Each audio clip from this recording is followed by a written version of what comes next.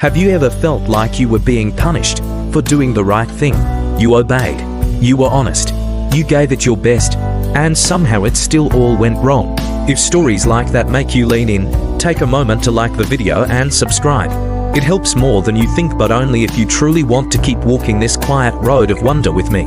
Let me know where you're watching from and what time it is. I'd love to know who's traveling with me tonight. Now, dim the lights, maybe wrap yourself in a soft blanket, and let's begin with a boy who dreamed and fell. You wake up, and the dream is still fresh in your mind. Grain, so much grain, bundles of it bowing down to yours, and then another stars, the sun, and moon all kneeling before you. It doesn't make sense.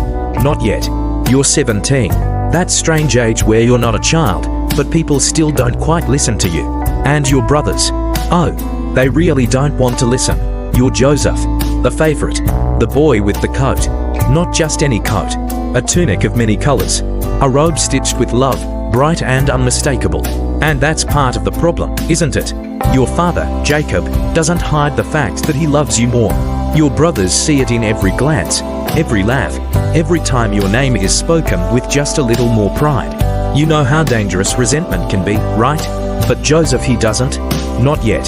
So, when he shares his dream, that their bundles of grain bowed to his, that the sun and moon and stars gave him honor, it's not just childish wonder, it's gasoline on a fire. And here's a little known fact. In ancient Semitic cultures, dreaming was often believed to be a form of divine communication. So when Joseph shared his dreams, he wasn't just bragging, he was, in their eyes, claiming divine authority. You can imagine how that went down. The plan wasn't always to kill you. Reuben, the eldest, tries to spare you. But the desert is hot, and tempers are hotter, and before you can blink, you're stripped of your robe, thrown into a pit, and sold to traders, like a sheep, like property. Do you remember the smell of the camel's breath? The coarse ropes on your wrists, Egypt. You've never seen a place so vast, so foreign. The language sounds like water and fire and birdsong, all tangled together. The buildings stretch into the sky like the towers in your dreams. And Potiphar, he notices you. You're sharp, quick, trustworthy. You're given charge over everything in his house. From the dust on the shelves to the wine in the cellar, Joseph is in charge. But here's another strange detail. Ancient Egyptian households sometimes granted foreign servants more access than native ones. They believed outsiders had fewer ties and thus could be more loyal. That loyalty is tested because Potiphar's wife sees you, and not like a servant. Like, pray, she asks, then demands, then traps. And when you resist, when you flee leaving your garment behind, she flips the story. You go from favored to felon, from coat of many colors to prison rags. Have you ever been punished for resisting temptation? For doing the right thing and getting the worst result? That's where you are now, in prison. Darkness again, another pit, but somehow you rise again. The prison warden, just like Potiphar, sees something in you. You're given responsibility, trust, freedom, even within chains. Two men arrive, servants of Pharaoh, a baker, a cupbearer. They dream, and this time you interpret. Bread baskets eaten by birds, vines with blossoming grapes. One dies, one lives, and the one who lives, he forgets you. To more years, to more years. Do you feel the weight of that? You were kind, you were patient, you gave the right interpretation, and still forgotten. Here's something scholars debate. Did Joseph ever despair? The text doesn't say, but maybe that's the point. Maybe silence is the answer, because silence is where faith lives. And in that silence, one night, Pharaoh dreams. Have you ever had someone remember you only when they needed something? 2 years passed in silence, and then, suddenly, a door creaks open. Footsteps echo down the prison corridor. You hear your name. If this moment stirred something deep in you, don't forget to like and subscribe, not for numbers, but because we're slowly building something sacred here. One story, one step at a time. Now, the palace awaits. Pharaoh, the most powerful man in Egypt, has seen something in his sleep he cannot explain. 7 fat cows, 7 skinny ones, and the skinny devour the fat, grainful and flourishing, then scorched and withered by the east wind. None of his magicians, his scholars, his priests, none can explain it. And then, the cupbearer remembers. There was a Hebrew, a young man in prison. He interpreted my dream, and it came to pass, exactly. You're brought up, washed, clothed, shaved, and suddenly, you stand in the throne room. Imagine it. The same boy who once stood trembling before his brothers, now stands before Pharaoh himself. And Pharaoh speaks, I heard you can interpret dreams. And your answer, I cannot, but God can. Right there, in front of a king who believed he was a god, you point beyond yourself. That moment is rare courage. You explain, 7 years of abundance are coming, followed by 7 years of famine. Store, prepare, save. Pharaoh doesn't just thank you, he exalts you. Second in command, a signet ring on your hand, linen robes, a gold chain. From prisoner to prince in minutes. Here's something often missed. In ancient Egypt, dream interpretation wasn't just mystical, it was political. Only a wise, God-favored man could be entrusted with the nation's fate. Joseph becomes that man. And the famine, it comes. The first year is hard, the second harsher. Word spreads that Egypt has grain, that somewhere there is bread.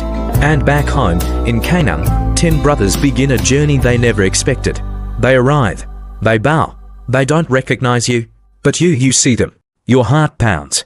These are the men who tore the robe from your body, who left you to die, who sold your life for silver, and now they kneel before you, exactly like the dream. But here's the twist, you don't reveal yourself, not yet. You test them, not out of cruelty, but out of care. You want to know, have they changed? You ask for their youngest brother. You hide silver in their sacks. You create a moment where they must choose protect a brother or abandon him. And when Judah speaks, not for himself but for Benjamin, saying he would take the punishment, something breaks. You can't hold the tears. You send everyone out. You weep. And then you say the words that silence the world, I am Joseph. They are stunned, frozen, fearful. But you say, do not be afraid. What you meant for evil, God meant for good. And here's the deeper truth, God didn't cause the evil, but he redeemed it. In Hebrew thought, redemption isn't just forgiveness, it's restoration.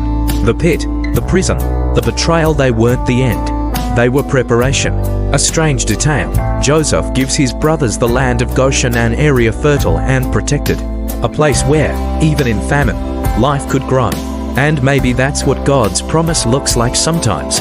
Not escaping the famine, but being rooted in the middle of it, where the very ones who broke you come to you for bread, and you feed them. Can you imagine hugging the very people who once threw you away? That's not just healing, that's redemption. If this kind of forgiveness moves you, like it moves me, consider liking this video and subscribing. Not for the channel but for your journey. Let's walk this path of grace together. Because what happens next is not just a reunion, it's a restoration. Jacob, your father, thought you were dead. For years, he carried the weight of sorrow, never healed. And now, the brothers return home.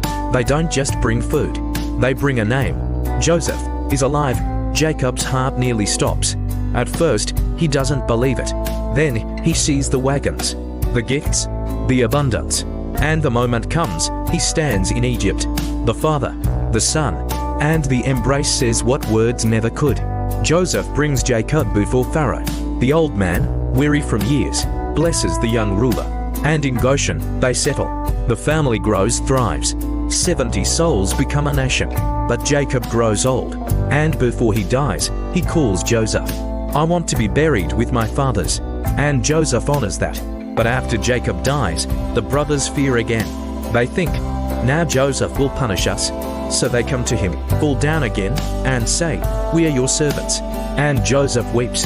He says again, not with anger but tenderness, you intended harm, but God intended it for good. Then he adds something rare, I will provide for you and your children. Mercy is when you forgive. Grace is when you embrace.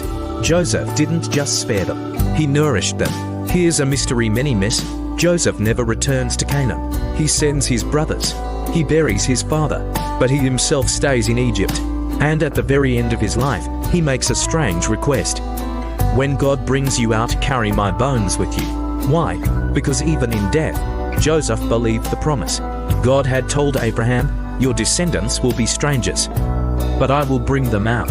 Joseph didn't see it with his eyes, but he believed it with his soul.